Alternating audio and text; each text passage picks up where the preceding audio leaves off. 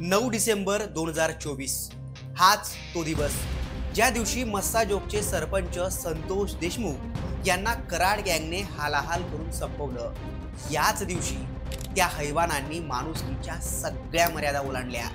त्याच घटनेला आता 200 दिवस पूर्ण झालेत। तब्बल 200 दिवसांनंतर या घटनेचा मास्टरमाइंड वाल्मिक कराड शिक्षेच्या अगदी जवळ आल्याचं बोललं जात आहे। सरपंच हत्येचा सगळा घटनाक्रम तपासून विशेष सरकारी वकील उज्ज्वल निकम यांनी न्यायालयात तुफान युक्तिवाद केलेत। या 200 दिवसात पोलिसांनी नोंदवलेले आरोपींचे जबाब, उज्ज्वल निकम आणि तपास यंत्रणांनी सादर केलेले पुरावे यावरून वाल्मिक कराडला फाशी फिक्स आहे का, अशा चर्चांना उधाण आलंय।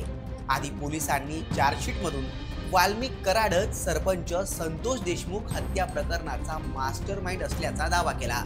त्यानंतर उज्ज्वल निकमांनी न्यायालयात तसे युक्तिवाद सादर केलेत।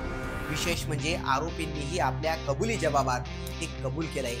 यावरून वाल्मिक कराडचा खेळ खल्लास झालाय का, अशाही चर्चा आहेत। नेमके वाल्मिक कराड विरोधातले ते पुरावे कोणते?